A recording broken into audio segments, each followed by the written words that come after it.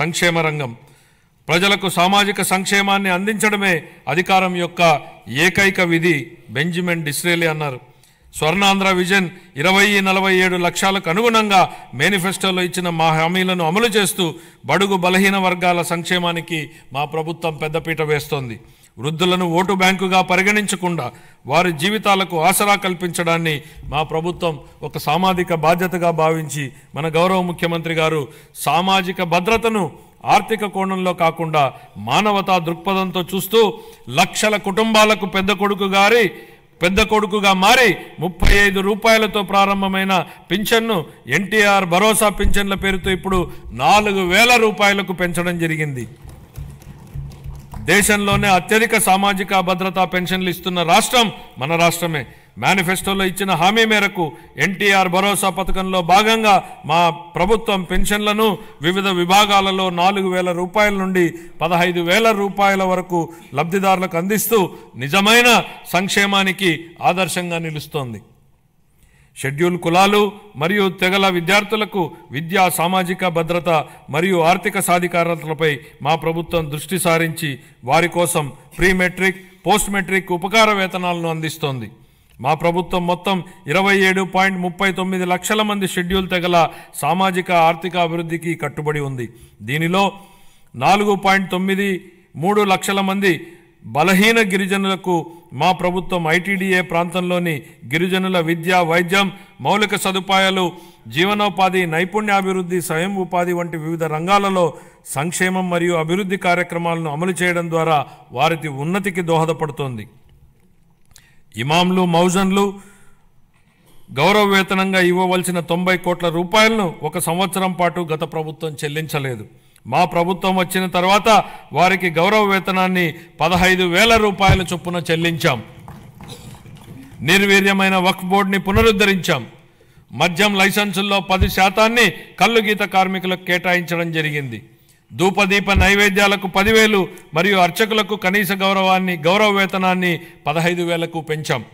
ఇంతేకాకుండా పేదలపై భారాన్ని తగ్గించడానికి దారిద్ర్య రేఖకు దిగువనున్న ఎస్సీ ఎస్టీ కుటుంబాలకు నెలకు 200 యూనిట్ల ఉచిత విద్యుత్తును మా ప్రభుత్వం అందిస్తోంది.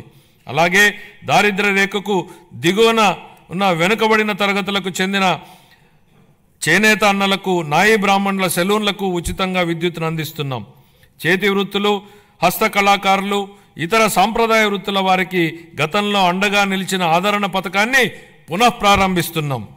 ఈ పథకం అందించే పనిముట్లు మరియు ఉపకరణాల వినియోగంతో ఉత్పాదకత పెరిగి స్థిరమైన ఆదాయం పొందడానికి దోహదపడుతుంది. 25-26 ఆర్థిక సంవత్సరానికి షెడ్యూల్ కులాల సంక్షేమం కోసం 20,281 కోట్ల రూపాయలను, షెడ్యూల్ తెగల సంక్షేమం కోసం 8,159 కోట్ల రూపాయలు, వెనుకబడిన వర్గాల సంక్షేమం కోసం 47,456 కోట్ల రూపాయలను, అల్పసంఖ్యాక వర్గాల సంక్షేమం కోసం 5,434 కోట్ల రూపాయల కేటాయింపును ప్రతిపాదిస్తున్నాను. మహిళాభివృద్ధి మరియు శిశు సంక్షేమం. అసంబద్ధ సామాజిక కట్టుబాట్లను ధిక్కరించి భారతదేశంలో తొలి మహిళా ఉపాధ్యాయులుగా గుర్తింపు పొందిన శ్రీమతి సావిత్రిబాయి పూలే ఈ విధంగా అన్నారు: ఒక మహిళకు సాధికారత కల్పిస్తే మొత్తం సమాజాన్నే ఉద్ధరించినట్లవుతుంది. మా నాయకుడు గౌరవ ముఖ్యమంత్రి శ్రీ నారా చంద్రబాబు నాయుడు గారు ఈ సిద్ధాంతాన్ని దృఢంగా విశ్వసించి స్వయం సహాయక సంఘాల ద్వారా మహిళలకు సాధికారత కల్పించిన మొదటి వ్యక్తి. వంటగదికే పరిమితమైన మహిళలు స్వయం సహాయక సంఘాల ద్వారా సామాజిక ఉద్యమంలో భాగస్వాములయ్యారు. మన రాష్ట్రం స్వయం సహాయక సంఘాల ఉద్యమానికి పర్యాయపదంగా దేశానికి ఆదర్శంగా నిలిచింది. నేడు మన రాష్ట్రంలో 10 లక్షలకు పైగా స్వయం సహాయక సంఘాలు పనిచేస్తూ రాష్ట్ర ఆర్థిక కార్యకలాపాలలో ప్రముఖ పాత్ర పోషిస్తున్నాయి. స్వయం సహాయక సంఘాల ద్వారా సాధించిన ఈ సాధికారత ఎంతగా ఉందంటే రాష్ట్ర సంక్షేమ విధానాలను మరియు రాజకీయాలను ప్రభావితం చేసే శక్తిగా డ్వాక్రా వ్యవస్థ రూపొందింది. స్త్రీ నిధికి కేటాయించిన నిధుల్లో 750 కోట్ల రూపాయలను గత ప్రభుత్వం పక్కదారి పట్టించింది. మహిళా స్వయం సహాయక సంఘాల సభ్యుల ఆర్థిక సాధికారతకు ఎంతో విఘాతం కలిగించింది. మహిళల ఆర్థిక అభ్యున్నతిలో స్వయం సహాయక సంఘాల కీలక పాత్ర పోషించేలా మా ప్రభుత్వం దిద్దుబాటు చర్యలు చేపడుతోంది. సమగ్ర శిశు అభివృద్ధి పథకం మిషన్ శక్తి వంటి పథకాల ద్వారా మహిళలు, పిల్లలు మరియు కౌమార దశలో ఉన్న వారికి తగిన పోషకాహారం అందించేందుకు మా ప్రభుత్వం అనేక చర్యలు తీసుకుంటోంది. మేనిఫెస్టోలో హామీ మేరకు అంగన్వాడీ కార్యకర్తలకు గ్రాట్యుటీ మంజూరు చేసిన ఘనత మా ప్రభుత్వానిదే. వృద్ధుల సంరక్షణ కోసం కొత్తగా 12 వృద్ధాశ్రమాలు మంజూరు చేయడం జరిగింది.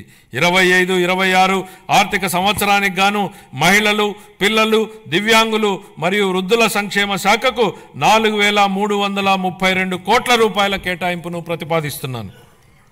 నైపుణ్యాభివృద్ధి గురించి మన గౌరవనీయ ముఖ్యమంత్రి గారి మాటల్లో, జ్ఞాన ఆధారిత ఆర్థిక వ్యవస్థలో నిరంతరం నైపుణ్యాలను మెరుగుపరుచుకోవడం చాలా కీలకం.